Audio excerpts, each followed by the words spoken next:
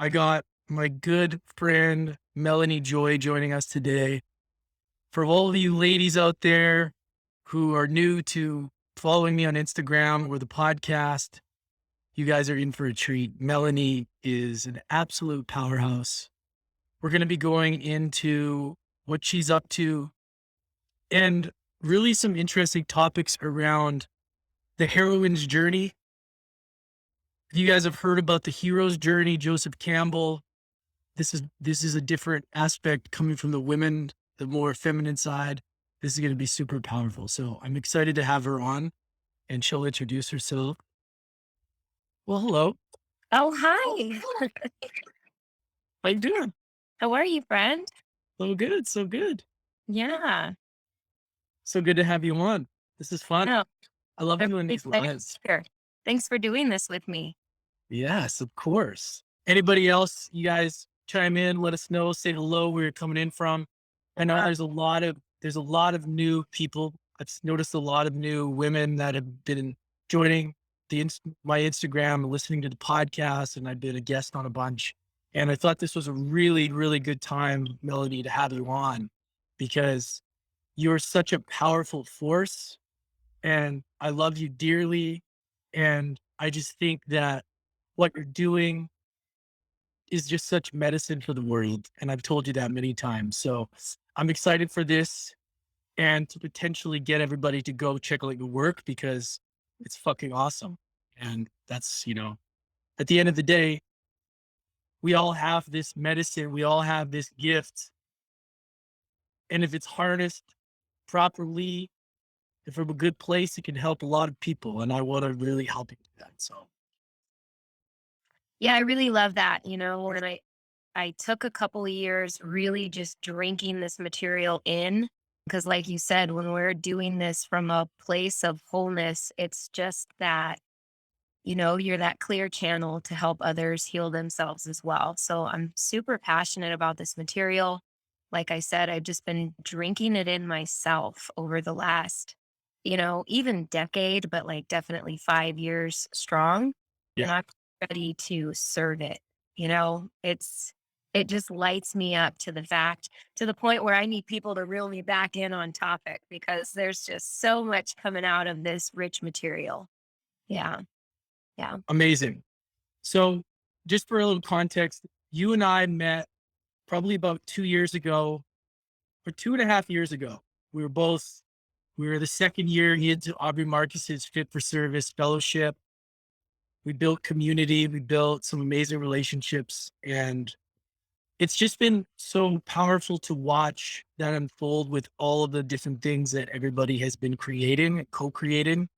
And, with you and what you're creating now, it's just powerful to watch. So I want to dive right in. I know I want to specifically, we have normally I like to just flow with organically, but I want to touch on specific questions because Okay. I want this to serve everybody at the level. Because I know we could talk all day about everything, but I want to really serve and give people some real perspective on this. So to kick things off, can you explain what the heroine's journey is? And I kind of spoke about the hero's journey a little bit before you jumped on, but can you kind of give us some context around hero's journey versus heroine's journey and what it is that is exactly you're working on? Yeah. So, when we first met in Tulum within the Fit for Service community, we signed up for a year-long program diving into Joseph Campbell's model of the hero's journey, which is an archetypical story arc. You see it in all the movies. The hero gets the sword, slays the dragon, comes home changed. And it's very much this outward expression journey of like a general story arc that we go over in life. So the interesting part about the heroine's journey, I found it about a year after we met. I found it after a year study of the hero's journey. And it's written by a woman named Maureen Murdoch. Maureen Murdoch was an understudy of Joseph Campbell. And she came to Joseph Campbell and she said, "Hey, Joseph, do we need to change this story arc to represent the feminine hero's journey, the woman aspect of the story?" And he said, "Absolutely not. The story arc's the same across the board." And she said, "Okay, I'm going to absolutely write the book." And so she did. And so this is by Maureen Murdoch. It's called The Heroine's Journey. And the way that I really like to talk about it is that it is the second half of a woman's life. Unfortunately, it's not the first half of the woman's life, but a second half of the woman's life. What I really found was when I went on my hero's journey in life, it was very much outward expression. It was very much validation from external means. I did the corporate setting. I did competitive bodybuilding. I got the degrees and the certificates and everything that would tell me that I was valuable in life from an external standpoint. And what the heroine's journey is actually, it's an inward journey. It's that moment in time in a man or a woman's life, but it's the feminine essence of the journey where you say no to the external outward means of validation. You say no to the patriarchal society and you really step back and you take a moment to dive in. So now you're on this inward journey. Maureen Murdoch refers to it as the cave of your body. Joseph Campbell says the cave that the cave that you don't want to enter holds the answers that you seek. And Maureen Murdoch says it's your body. The cave is your body. And your body holds the answers that you seek. It's the ancient wisdom that lives in your body. In the hero's journey, we're kind of top heavy. We stay in this analytical, masculine, strategy stage of life. When we get into the heroine's journey, we're now searching for the answers within. And what we're doing is we're reclaiming aspects of ourselves that we're told weren't welcome in everyday society. And can give you some specific examples of this, like when I would show up to the corporate space, it was very much leave your emotions at the door. Well, wait a minute. Feminine's power lives in her emotional body. So if I'm leaving my emotions at the door, I'm actually leaving my most powerful asset at the door to try to fit into this corporate space. So I have studied the heroine's journey. I don't know how many times I've read this book over the last couple of years. I just got done with an 8-month program with a very valuable teacher of mine who helps tie in archetypes to the heroine's journey of rites of passage through the maiden to mother archetype. But if that answers your question, just on the heroine's journey, I felt like when I finally said no to patriarchy, to this outward expression of validation, it's almost as if I started living a new incarnation in this lifetime. I truly feel by embarking on my hero's journey through the first half of my life and then saying no to that because I was being bled dry. I didn't have any more vitality in life.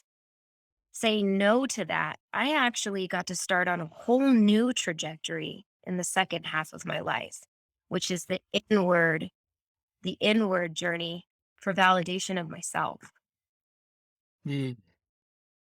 It's beautiful because I haven't even really dove into that aspect either, like, thought about it that way. It's so important, and, yeah, I mean, that the hero's journey has been such a powerful way for me to learn and just have, like, a perspective of that concept, but, like, being able to kind of reframe it the way you are is interesting because I think a lot of people are missing that right now. It's a completely paradigm shift as far as how you're employing leadership in your own life. It's a complete paradigm shift, even in the collective society where we see, like, okay, this masculine perpetual doing this that is all killing us. There's Yeah. got to be a different way. And there is a different way. And it's called the essence of feminine leadership within the heroine's journey. And within your own, it includes things like your own intuitive knowing and driving the ship in your life based on aspects of the unknown versus aspects of the known, right? The analytical side of life within the hero's journey is very much the space of the known. We create the budgets and the schedules and the timelines and the facts, and we prepare ourselves to have a fruitful future. And we know, and we know, and we know all the things. But the problem with that is that the divine works in aspects of the unknown. And what does that mean? What happens in the aspect of the unknown? Well, this is the space that miracles occur. So if you want miracles in your life to happen, you have to give space to the aspect of the unknown as well. And in this unknown spaces is where things like your gut intuition lives, right? Like you do something in life and you're like, oh man, I knew I should have went the other way. I don't know how I knew, but I just knew I should have done this other thing, but I did this thing because it made more sense, logical sense. And then what happens 6 months later? You're like, I should have done what my gut told me to do. And that is the heroine's journey of reigniting the fire of intuition and allowing these unknown spaces for miracles to occur in your life. It's almost like a big, huge surrender, Mm. you know? Can you just elaborate? Can you elaborate on masculine and feminine and some examples for people? Just because I know those terms get thrown around. And just before we go into rites of passage, like, can you just kind of explain? Like, I know tapping into intuition is more feminine, but can you explain maybe things that people do that are more masculine versus feminine, and like how people can, some examples that they could add in their life? Absolutely. So we're androgynous creatures. We have feminine energy and masculine energy. You, Lance, have feminine energy and you have masculine energy. So we have both. And in order to find wholeness within our vessel, the key is to balance the both. And so the first thing to know is that masculine and feminine are just energies that live in our bodies, right? And we can harness both energies at the right moment for our highest alignment of whatever we're trying to execute in life. Masculine energy would be very much what we talked about earlier. It's going to be analytical. It's going to be the known. It's going to be budgets and schedules and things that make sense. It's going to be top heavy, right? It's where we learn discipline. It's where we implement boundaries. Masculine energy is executional. It's linear. It has an end goal in sight. So it aims to kind of like accomplish the thing, right? There's an end goal. Feminine energy is very different. The power of the feminine lives in the body, our emotional body, intuitiveness. The feminine energy is flowy, it's divine knowing, intuition. And feminine creative energy, like we talked about masculine creative energy being linear and having an end goal and a budget and a schedule and all of these logistics involved. Feminine energy also exists in our body, but it's very different. It's cyclic. Feminine energy turns in on itself. There's no end goal or purpose or destination. It is creating for the sheer joy to create, to stimulate creative juices. What would that look like? For me, it looks like painting just to paint.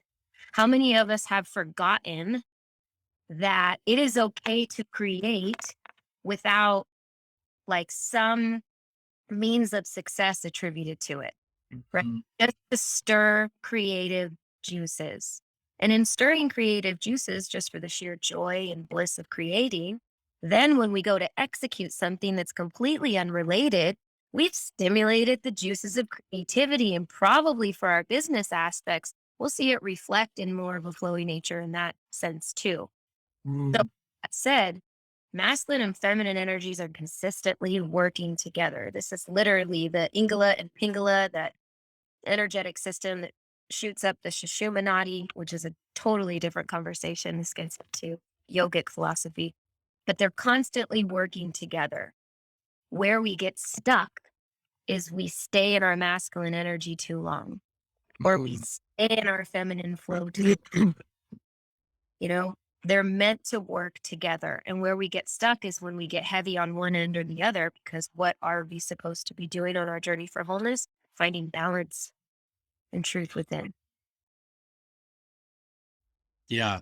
So it's It- really a it- balance of, sorry. yeah, there's a course on my website. It's literally like $20. This information on masculine and feminine attributes is probably the first, like one of the first energetic languages that I started to speak.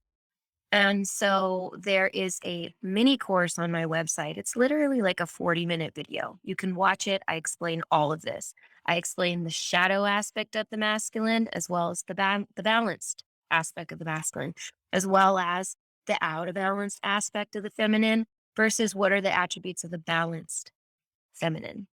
Um, because it's all a matter of game. It's all a game of, Carl Jung will say, we just want to pull what's the programming that's running in our subconscious.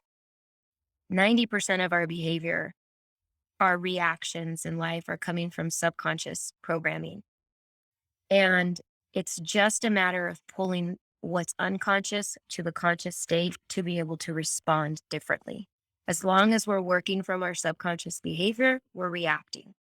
When we start pulling our reactions, our subconscious behavior, our subconscious programming into the conscious state, well, then we can choose a life of responsivity instead of reactivity. Well said. So let's touch on, first of all, what are rites of passage when it comes to this, and when are rites of passage? So, rites of passages, this is really like also an ancient language because men growing up had rites of passages in historic ancient days through the tribal days. And so did women, right? This is a historic language, an ancient language as well, rites of passage. For men, it was kind of like that threshold of when the boy became the man and the elder would take him out and they would have a ceremony of initiation to welcome him into manhood. Or for a woman, it was like the girl that started her menstrual cycle and the elder woman, took her into the red tent and they had a ceremony to welcome her new power of intuitive knowing through this menstrual cycle. And these were like targeted aspects, rites of passage in our lineage. Rites of passage are initiatory stages of life. What does that look like today? So first of all, the original rites of passages, like what I just talked about, have been suppressed. We don't really do those anymore in society. But what happens when we don't have these ceremonies and rituals and welcoming of new stages in life is we tend to reject the new stage of life or suppress our new power, or we're told to leave our emotions at the door, or we're told that our intuition doesn't really mean a thing because there's no factual backing behind it. What happens in the loss of rites of passages over time is that we've lost our power in initiation. And we have a society of uninitiated masculine and uninitiated feminine searching for power in their own lives. And they're searching through these external means of patriarchal, approval. So live in a patriarchal society. I just want to point out that the patriarchy only started 5,000 years ago. There was another way to do things. It was through matrilineal society when the feminine essence ruled the way of life. Matrilineal societies were the first social systems that communities were founded on Wait, before. can we pause one sec? Can you explain the difference between patriarchal and matri, just for people that those terms they don't know the difference? I just want to like break it down. Can you just Yeah, explain the difference between the two first? yeah. And I'll keep it really light because this Okay. goes all the way deep into the depth of institutionalized religion. But 5,000 years ago, we had a shift in the way that society functioned. And what that meant was we shifted from the feminine essence of society to a masculine essence of society. The patriarchy started 5,000 years ago, and this is what we live in today. And some of the key signs in the shift would be things like colonialism, mass consumerism, the marketing, the male lens, institutionalized religion, institutionalized education, like all of these institutionalized systems, even like money, were put into place to create a top down dominance over the people. Okay. So before the patriarchy was in place, as far back as 200,000 years ago, we had matrifocal societies ran by women. Women owned societies. It had a very different essence to it. It was communal leadership, right? It was communal leadership. It wasn't top-down approach. There wasn't one man at the top collecting all your taxes and telling you how to live and telling you to get the degree and pay the bills and get the external means of success and the external means of my approval and really like, anyways, religion, institutionalized religion. Thank you for pulling me back in. But the matrilineal societies was really community led and it was led by women. And it was a time when women ruled society. And I do go into the depths of this within my programming with people that sign up for my programming of what matrilineal societies were, what they consisted of, what were birthed from them, and what the benefits were, you know? But it really was communal leadership.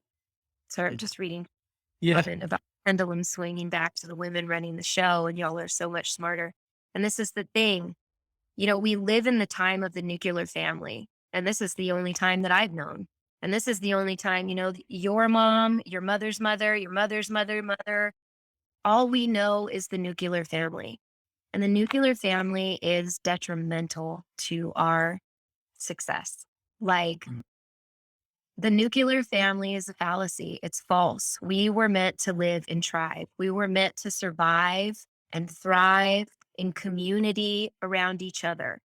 Mm. So, getting back to the feminine essence of leadership is getting back to that connection, getting back to tribe, getting back to communal leadership for the good of all instead of just one system at the top.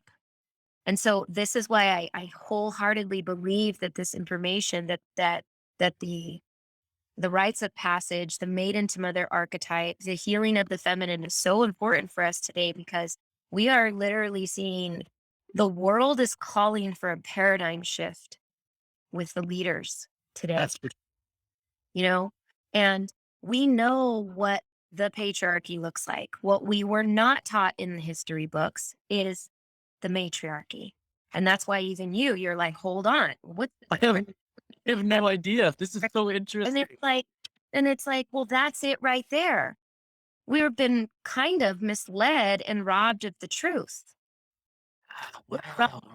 100,000 years of history that were the original social systems that communities were actually formed on. For this 5,000-year blip of Wow. money, power over dominance. And so my question for, the women in my group, and I love bringing this question up for women, is because even for you, Lance, like this wisdom exists in our body. Yeah. And just a matter of reactivating it's the mother tongue. It's what it Yeah. is. It's reactivating the language. Even you, I can sit here looking at your face and you're like, there's an aspect of familiarity to everything that I'm talking about right now, even though you've never heard it. Totally. And is I that had wisdom? goosebumps hearing this stuff. It's because it's resonating. It's because those are truth tingles. Mhm. And there's a cellular memory that's saying, oh yeah, I remember that. Yeah, wow. If you guys are getting value from this, let's get some hearts, let's get some comments, or if you have any questions. Samantha was chiming in as well. Thank you, Samantha. I know that Yeah. you know this very well, all of this stuff. So we've all been on this journey together. And yeah, I mean, this resonates so deeply.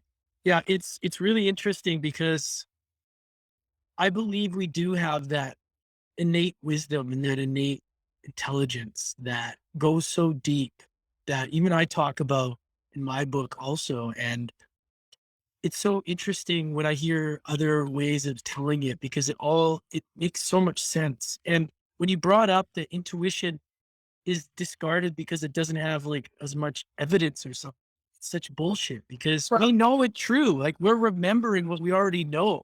And that's what the journey is. It's the remembering. And when we say things that resonate, it's like when you say something that resonates with me, it's like I remember that already. yes. And this is why in my own work, I work with the somatic language as well. What is the somatic language, right? I'm a somatic release breathwork practitioner.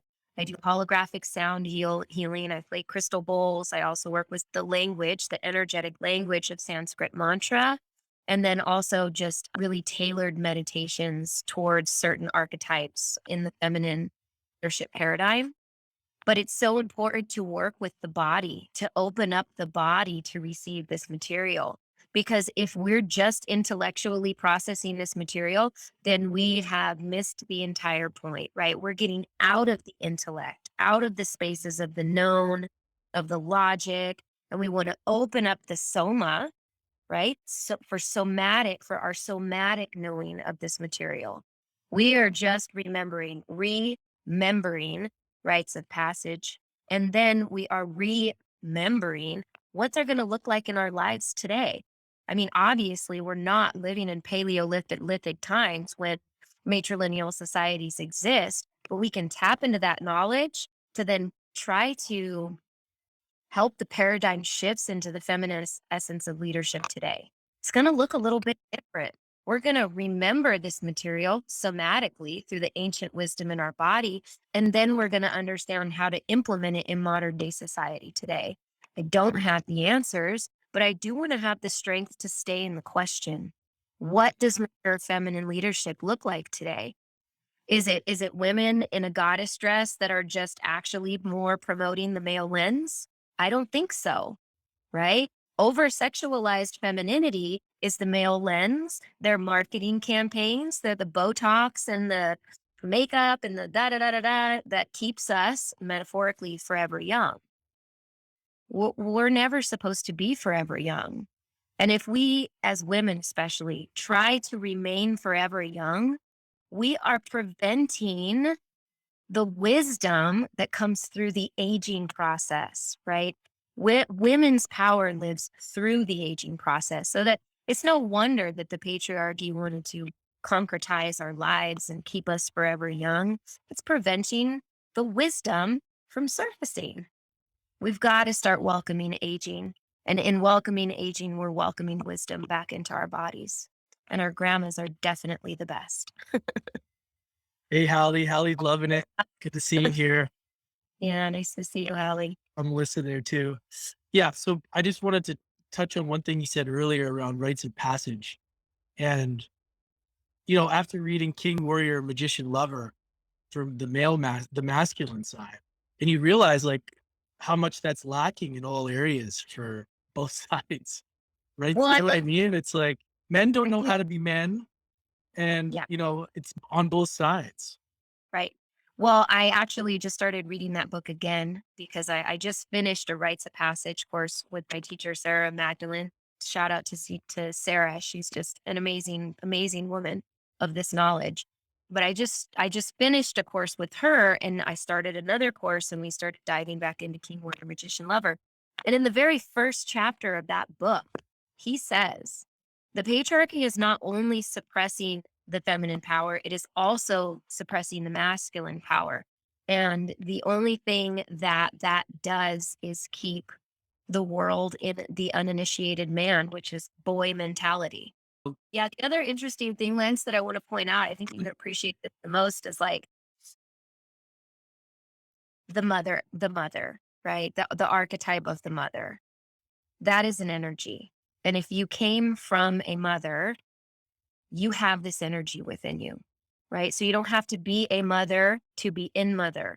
If you came from a mother, you can cultivate mother energy within. And what is mother energy? Well, it stems down to the archetypes of queen, warrior, magician, and lover. What does that mean? It means queen, king, warrior, magician, and lover. Because we are androgynous beings and this energy lives within us all. And if we came from the void, if we are the creation of the mother, then this is where it all boils back up into the mother. So I wholeheartedly believe in a non-discriminatory fashion, it's all about healing the mother within us all. And so my women's work really focuses on this mother archetype but men can do this work too. We've just got to get past the gender bias of it all. It's an energy. And I will tell you, when we heal the mother within us all, then we will heal the mother beneath our feet and the goddess above. The key is to lessen the dissonance between your own inner mother, the mother below your feet, and the cosmic goddess above. And this is the shift in the leadership paradigm. Can you speak more to speak to initiation more and Yeah. explain what that means? Yeah. So we talked about rites of passage or initiatory stages, right? And there's some physical things that we go through that are conducive of qualifying as a rites of passage. There's these things called initiatory stages in life. And often we don't know we're in an initiation. And so we go to our therapist or a psychologist or a doctor and we say, "Hey, I'm really depressed. Can you cure this for me? Can you suppress and numb? Can I have a pill that brings me back to happiness?" And I guess what I want to point out is that your body, this innate wisdom of your body, is giving you metaphysical signs and emotional examples of like, hey, you're crossing through something in life. Something's not right. Here's your body's natural mechanism to tell you that something's not right, and you just want to suppress it instead of looking at what needs to change. So instead of suppressing and repressing, we need to start welcoming these initiatory stages in life. So, what do some initiations look like? Well, they can be catalyzed by a breakup, a divorce, a death in the family, or the death of a loved one, or any kind of change in relationship that even comes to occupational, right? Like I was in an initiation when I knew I was done with corporate. And how did I know I was done with corporate? Because I was depressed. I couldn't get out of bed. I couldn't find my motivation in life, right? Like I had emotional signals telling me that this thing needed to change because it was killing me inside. And what I could have done was go to the doctor and say, "Hey, I need to keep my six-figure salary. And can you give me a pill to like make it easier to go to work every day?" But that's not the point. My body was using these signals to say, "Hey, you're in initiation and something needs to change." And it really looks like not comfortable things. Like, I want to just before okay, I want to just pause there because okay, there's something just came to me that I think would be useful that I want to like ask you. let's go for it. How do you know if that's what it is, if it's an initiation, or if it's just something that you need to go through to get to the next level of what you're doing? I ask this because, there's times in my life where even every day where there's things that I face that I wonder, is this telling me that it's time to do something else?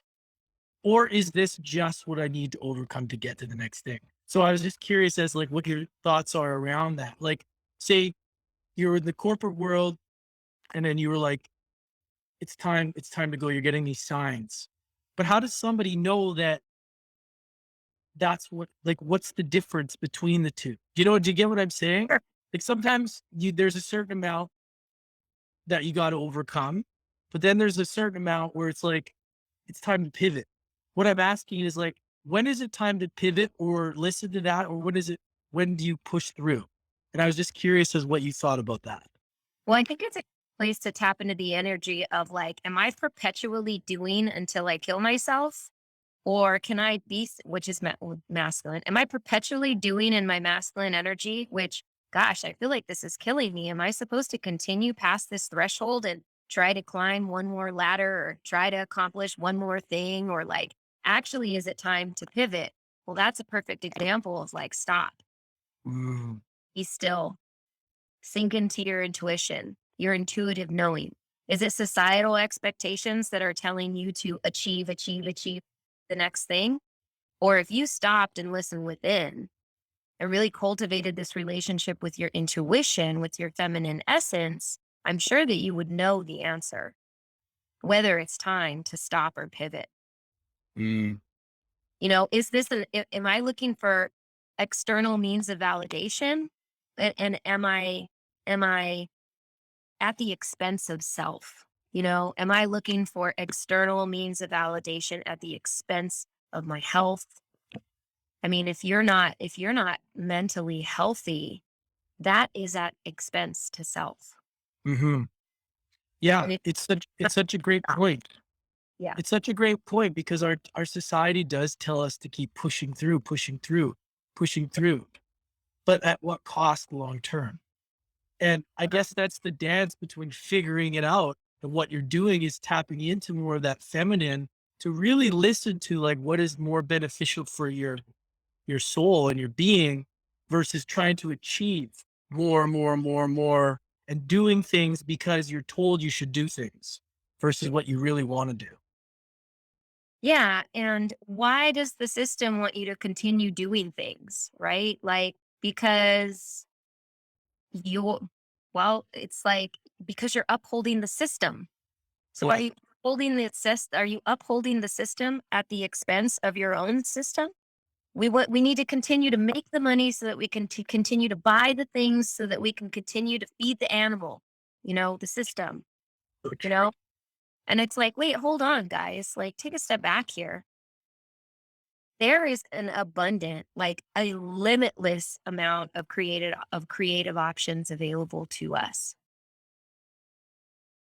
But we're so linear in this thinking that it has to be this one way, which is paying the system to validate our means of success so that we can continue to buy the things so that we can continue to feed the system, right? This is the linear, this is linear thinking. It's binary. It has to be this way or else death. But no, that's not actually true. There's abundance of creative options over here in the spaces of the unknown that you haven't tapped into yet. But it takes stepping back from this and pausing and then opening up to the aspects of the unknown. And I'm very much in a place right now in my own life. So it resonates a lot because, like I said, I did climb the corporate ladder and I was stuck in these spaces of the known. And now I'm very much in this knowing of like, there's abundance of creative options out there. I'm not going to die if that one thing doesn't work out. That's not the only way. That is not the only way. And it takes tenacity and it takes courage and it takes strength to stay in the question of, well, then what is the other way? And the universe will start opening up things for you. But am I calling in a miracle or am I staying with what's killing me? If staying in the known with what's killing me, then I'm definitely not giving space to the unknown where miracles occur and Well, into a more miraculous life. well said. Okay. I want to go back more into like mature feminine leadership. Can you explain to, there's some new people on here. Can you elaborate more on Yeah. some examples of mature feminine leadership and why? Just kind of speak to us about that. Yeah. I mean, we can even just break down the three words. Like, let's start with maturity. Mature. Ma, which is the Sanskrit word for mother, which is the oldest language known to man, which is an energetic language. Mature consists of the root word ma, which is mother, and then mature, nature, the natural state of the mother, mature, right? And what is okay, so what does that look like? Well, it's the fullest bloom of the flower, right? That when nature matures, it's a flower in full bloom, right? Yeah. When I'm, when nature is not mature, what is it? Seed trying to bud. It's a seed bursting through its shell, and even that's a violent act, right? So just think about when you're bursting through these thresholds and initiations and shells of your life. To burst through the seed is a violent act, but we have to do that in order to mature, in order to come into full bloom. That making sense? Yeah, totally. So mature, okay? And then mature feminine, that's the essence of the feminine. So what are the attributes within the feminine? It is all nurturing, it's all receiving, it's the seasonal changes of life. It is think about the earth.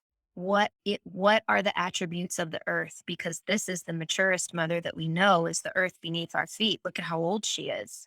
She's regenerative. She's the seasonal changes. She is birth, death, rebirth. It is chaos. Think of the seasons when they change. It's a little chaotic, but things need to die in order for the full bloom to come again later, right? Springtime, so feminine leadership is regenerative, it's communal, it's restorative, all receiving, unconditional love. This is all feminine. And you can dive further into the feminine attributes on my website, on my course. It's called Roadmap of Masculine and Feminine Attributes. Pretty hard to miss. Mature, the natural state of the mother in the feminine essence, and then leadership. And then leadership is the fun part because this is what we're redefining as paradigm shift. What's the leaders in the feminine essence of the natural state of the mother going to look like? What are they going to look like? Forget about look. What are they going to feel like? Because again, mature feminine leadership feels. It's not looking outward. It's feeling inward into what is right, what is intuitive, what is loving, receiving, unconditional, all knowing leadership, communal, tribe, community based. So for me, just breaking down the words, mature feminine leadership is the fun part because, it's the fun part, but it's also the chaotic part because this is what we're redefining right now. We know masculine leadership, and we actually know more of like King Warrior Magician Lover, where he says the uninitiated boy leadership. But that's in his book, not mine. But I'm just quoting it. But we know what the masculine essence of leadership looks like in society each day, and we are redefining what the mature feminine essence of leadership feels like in society today. And not even in society, but like what are we cultivating within our own life, within that paradigm of leadership? And so Deepak Chopra says that if it is the feminine essence that will take humanity to higher states of consciousness, then we can use the feminine archetypes as a roadmap to success.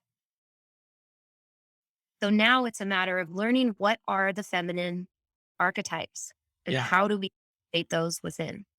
Can you speak to those? So I personally, there's a ton. Archetypes is an energetic language and it's Carl Jung philosophy, and it taps into the collective conscious. And what does that mean? Well, anything that you've experienced in life or anything that I've experienced in life, somebody else within the within the existence of humanity has also had that experience. And it's this experience that lives in the collective conscious. Okay? And there's wisdom in the collective conscious. And there's archetypes that live in the collective conscious that we can tap into with trying to cultivate our highest alignment in life. So archetypes are literally like king, warrior, magician, lover, queen, wild woman, huntress, mother, maiden, goddess, high priestess, priestess. They're attributes of how we can show up. Right? Okay. So So can you break them into like, let's say, just so that people know what those mean? Like, let's pick four. Like, let's explain mhm. king, queen, magician, warrior, lover. Like, can we explain like how those Well, work or however that would work with what you're doing as far as so somebody could get like a visual understanding of what each archetype means? yeah, but we're going to stick to maiden, Right. mother, and crone. Okay, perfect. Okay. So maiden, mother, and crone are basically, I would want to say, rites of passages in life within the story arc of a woman's life. First we are the maiden, and then we mature into the mother, and then we mature into the crone in a perfect world as we age, as we welcome aging. But what happens, and this is the roadmap that I walk women through within my work, is like patriarchal society freezes the maiden. So in an organic life, the maiden matures But what's happening is that in this conditioning of forever young that happens in society today for women, we've got 40-year-old maidens trying to remain forever young. Well, that's like stuck energy in our bodies. And so through my work, by leveraging the story arc of the heroine's journey and the rites of passage within the maiden mother crone thresholds, maturing women into mature feminine leadership, right? So the maiden stays forever young if we don't welcome aging. I see a question on your face though, so I actually want to pause and say, what's that question on your face, Lance?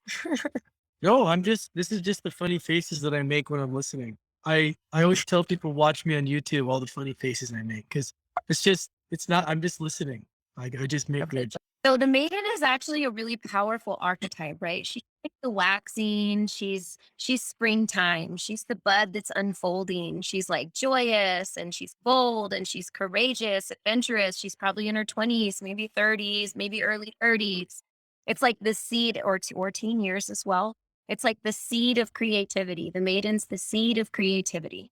And she's in this like exploratory stage of life. She wants to try everything. She wants to say yes to everything. She very much is looking for the external means of validation and success, Right. right? And when we combine that archetype with the stages of the heroine's journey called daughters of fathers, fathers represents this aspect of the patriarchy that we live in. She's very much conditioned to either be like men or to be liked by men. And this is what a lot of women grow up with in society to either be like men, to wear the button up shirt, to show up to the conference table, to do. I mean, it's a conditioning that we're all in. Probably resonates with you as well of like, okay, I'm going to show up to be like one of the guys. Yeah, of I'm going to show up to be liked by the guy, you know? course. That's pretty much it. And so this is why it's beautiful to combine the archetypes with the heroine's journey when it comes to women. It's like she's looking for a time of new roles, new masks, new jobs, new responsibility. She's like a sponge. She seeks out, asks out. She asks out for permission. She asks out for approval, right? Wow. And where women get stuck in the cultural narrative to stay forever young is like, you can actually feel into this. It's like the maiden is like pretty and pleasing and polite, you know, Yeah. and in the room, she's like wanting to be seen and heard. My teacher, again, Sarah Magdalene, she'll say, in maiden, I needed the room to see me. In mother, the room feels me. Okay. Love that. Mhm. Yeah. So what happens when the maiden gets stuck is that she starts cultivating these shadow aspects because she's supposed to mature. She's supposed to bloom. So when she gets stuck in maiden, shadowy aspects start to evolve. Insecurity, fragility, vain in the name of beauty. She's like very maybe vain, right? She starts to become helpless. She needs the world or the prince to come save her, right? Be saved. Codependency, addiction, suppression, this all lives in the maiden. She's very reactive. The mother is responsive, the maiden is reactive. So, what happens if we don't mature into the mother?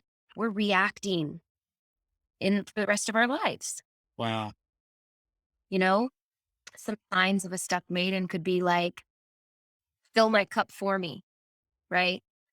Guys, you always hear guys and girls breaking up because he just wanted me to take care of her. And it's like, well, yeah, she was stuck in Maiden because she's been watching too many Disney movies growing up. You know what I mean? Like, It's such an important, I'm so glad that you're doing this because it resonated with me so much. People get so stuck in that. they do. It's a state of victimhood, unworthiness, scarcity. Who's talking about But, that, Melanie? I've never heard anybody talk about this but you. well, my teachers, for sure. My teachers, for sure. And I've got to credit my teachers because that is mature feminine leadership to credit your teachers. For sure. You know? So So we've got a little idea of maiden, what happens when she gets stuck. Would you like to just run through some attributes of Please the do. mother? Please do. Yeah. When we talk about the mother, so the maiden is very focused on, this is one of my favorites, right? When we talk about relationships, the maiden is focused on the drama, but the mother is focused on her dharma. Maiden, drama, mother, dharma, Dharma right? meaning you're like, you're, can you explain Dharma before? Sure, your life's path to serve something bigger than yourself. Right. Okay. Maiden is serving herself. The mother is serving the world, or the mother is serving herself, and it's in turn serving the world. Right. So the mother is very much like in alignment again with the earth beneath our feet, with the moon, with Mother Moon, right? She controls the tides of the sea, which is why she controls the energy of the room, right? The maiden wants to be seen. The mother is felt. She's right. She's the full moon. She's the full energy of the moon. So if we are off our own tides in life, right? If we are off on our own tides in life, we cause ripples and riptides to everyone around us. And this is a state that this is a sign that we're not rooted in our mother energy because it's just ripples and tides and chaos around us. So it's like, God, is everything craziness? How am I not rooted? The mother's rooted. She's the tree. Her roots go deep. She stands and holds, right? And she holds the seasonal changes. And then in the seasonal changes, she lets the leaves go so they can die because she knows that birth is on the other side. She knows this process and she welcomes it. She knows when that job is killing her and she lets it go because she knows that there's something to birth on the other side, right? So the frequency in mother carries the frequency of the entire room, and she's responsibility and she's responsiveness. She's patient, she's restorative, she's rejuvenating, she's all receiving of the natural state of living, not a forced state of living. She's magnetic. Everything comes to her, right? Masculine's very electric. Just think of a lightning bolt. Masculine like comes at you. That's the energy force. But the mother or the feminine in her mature state, she is magnetic and she is pulling her dharma towards her. She is pulling the people who are meant to be in her life towards her because she's so rooted in her knowing. She's not going to settle for anything less. And the mother is slow because she's so patient. She's not going to ask for the if I'm working on a creative project and I want it to happen now, well, that's my maiden's urgency, right? Mm. But if I'm working on a project and I know it'll unfold with time and I'm going to be slow and patient with it, that's the mother frequency. So even how are you approaching your projects, right? Are you pushing them out the door and birthing them too early? And now you have this, infant in an incubator that's not necessarily like surviving or thriving because you pushed this creation out too early because you were urgent, because you were in just to get it out the door. There is a gestation period, and the mother knows that she has to be patient for it to birth into its own life organically. And the mother is self-sourcedness. She's inner authority. She's inner wisdom. She seeks the wisdom in her body, not the validation of those around her. Hmm. So that's a real dance, the maiden to the mother, because society, there's so much pressure on everybody. There's so much pressure to perform. Yeah. And at So what point at what point do we stop saying, when you say dance monkey, it's like, I'm not gonna dance anymore. Like, wait a minute, And it's very much like with that perpetual performance of like, I don't want to perform anymore. I want to be in my natural organic state, in my self-sourcedness, on my throne, not on the throne of some other person telling me what hat to wear and how to show up. what are some things that people can just do on a daily basis Yeah. and maybe start to, maybe work towards more of the mother? Like what can some of what are some things that maybe people feel like they're stuck in the maiden? Yeah. Well, this is like, this work isn't necessarily for the faint of heart, but it's worth it. It's so worth it. And I I've opened my books and I've opened my books to work with maidens to get them past the threshold into the motherhood. Mhm. So I'm now taking one on one clients to slowly, carefully go through this material and start cultivating mother attributes in their life. Because when we learn to hold ourselves in mother, that's when we can hold the world around us in mother. And we are literally a society unmothered. Whether you had a mother or you didn't, whether you had a mother and she was great to you or not, your mother, your mother's mother, your mother's mother's mother all grew up in this masculine society. We've all been a part of this programming. We don't know where we're veiled. And so the essence of understanding the mature feminine leadership is literally starting ground up and rewriting the script. It's a remembering from that wisdom of our ancestors and then a rewriting of our script and looking at our own mothers and looking at society and really understanding what mother attributes feel like in our own body on an individual basis. So my books are open. I'm taking 5 women for May in a 12-week program. And in my mother essence, I'm just waiting to magnetize the women to me that are ready to do this work. I'm not going to come at you with this work. You know. Yeah.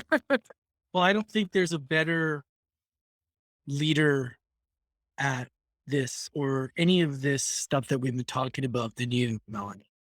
Like, honestly, like all of you that have tuned in, or if you're just tuning in now, make sure you watch this replay. We'll post it on my feed and I'll figure out how to post it on Mel's too. Cause I forget how to well, I'm working on getting a new VA right now. So I'll have to figure that out. But, um, I, I just, for where I was going to that, anybody that hasn't watched this full thing, make sure to watch it because we covered a lot. And Melanie, you're such a force at being able to deliver these very important topics in a way that like really lands. Like when you speak about things, it's like, whoa. And it's like, it's such a message that people need. And I don't think there's a better person for what we're talking about to teach and to mentor than you. So I highly recommend you guys go check out Melanie's website, her work. You got a book coming out as well, right? You got so Yeah. much, So yeah, so much happening. my book is on pre-sale, and coincidentally, it comes out on my mother's birthday, so it'll be live in September 6th. And what a coincidence, right? There are no coincidences in life. Yeah. This is my. I am just really passionate about this work, and I look forward to the women who this work speaks to coming into my field because it's just been life changing. Yeah. And you've really allowed things to birth as they are and not push too much. And I think that it's such a great way to be. And I think it's just going to be perfect. And anybody that gets to be served your medicine it's going to change their life. So, of Thank you. And thank you for your patience in talking mother tongue with me. Even like that, course, like the book King Warrior Magician Lover says, it's like we're all healing from we are. the society. And having to, and really understanding what the feminine means in my own life and applying those aspects in my own life has really helped me, Mm, but the balance is so important. And, I'm just so grateful to have friends like yourself who I can have these conversations with because I learn so much. The reason I try and break things down because it's like I want to learn too. It's like, yeah, some of the vocab, I know people are like, what is that? And I just think it's so important so that everybody can kind of understand the concepts. And once you understand the basic concepts, it can make it easier. And I think the way you've done that and the way you're doing it is awesome. So yeah, thank you so much. And if you guys haven't checked out mine and Melanie's episode of University of Adversity, make sure you do. Did you say it's on the website, your website as well? It's on my website. Yeah, thejoyspeaks.com. You can go to my podcast section and scroll down, and our website, our podcast is up on the website as well. Yeah, That was a while ago. I think we both, exactly. and we will do another one. I'll have you back on the show again when it comes to your book launch, and we'll revisit all this. And again, thank you so much. You guys make sure to go check out Melanie. Appreciate you so much. Thank you, Lance. I love you. We'll see you again Love you. soon. Bye bye. Thanks, everybody. Thanks, everyone.